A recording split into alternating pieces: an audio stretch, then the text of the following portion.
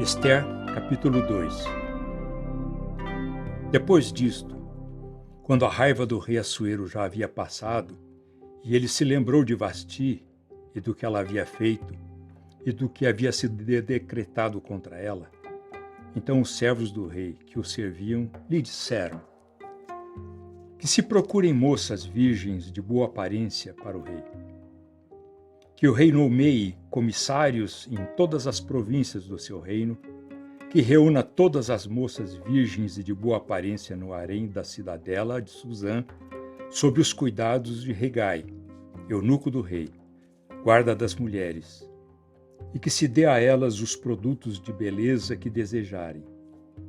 A moça que cair no agrado do rei, essa reine em lugar de Vasti. O rei concordou com isso, e assim se fez.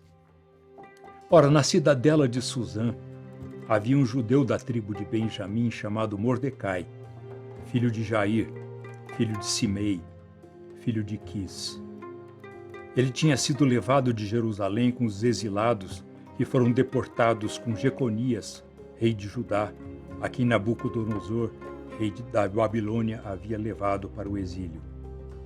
Mordecai havia criado Hadassa, que é Ester, filha de seu tio, que era órfão de pai e mãe. A jovem era bonita e formosa. Depois que o pai e a mãe dela morreram, Mordecai a adotou como filha. Quando a ordem e o decreto do rei foram divulgados, muitas moças foram levadas para a cidadela de Suzã, sob os cuidados de Hegai. Levaram também Ester ao palácio real e a entregaram aos cuidados de Hegai, guarda das mulheres. A moça lhe pareceu formosa e alcançou favor diante dele. Por isso Hegai se apressou em dar-lhe os produtos de beleza e a alimentação especial. Também lhe deu 7 moças escolhidas do palácio real e a transferiu, com essas moças, para os melhores aposentos do harém. Ester não havia declarado o seu povo nem a sua parentela, pois Mordecai lhe havia ordenado que não dissesse nada a respeito disso. Mordecai passeava todos os dias diante do pátio do harém para saber como Ester estava passando e o que ia acontecer com ela. Depois de 12 meses de tratamento, seguindo as prescrições para as mulheres, que eram embelezadas 6 meses com óleo de mirra e 6 meses com óleos aromáticos, essências e perfumes, em uso entre as mulheres, chegava a vez de cada moça ser levada ao rei Assuero. Então a moça ia ao encontro do rei e podia levar consigo tudo o que quisesse do harém para o palácio.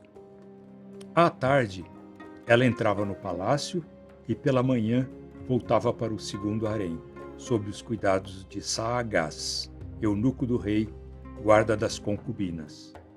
A moça não voltava mais ao rei, a menos que o rei a desejasse, e ela fosse chamada pelo nome. Quando chegou a vez de Ester, filha de Abiail, tio de Mordecai, que a tinha adotado como filha, ela não pediu nada além do que Hegai, eunuco do rei, guarda das mulheres, lhe havia aconselhado. E Ester alcançou o favor de todos os que a contemplavam. Assim, Ester foi levada ao rei Assuero, ao palácio real, no 10º mês, que é o mês de Tebete, no 7º ano do seu reinado. O rei amou Ester, mais do que todas as mulheres, e ela alcançou diante dele favor e aprovação, mais do que todas as virgens.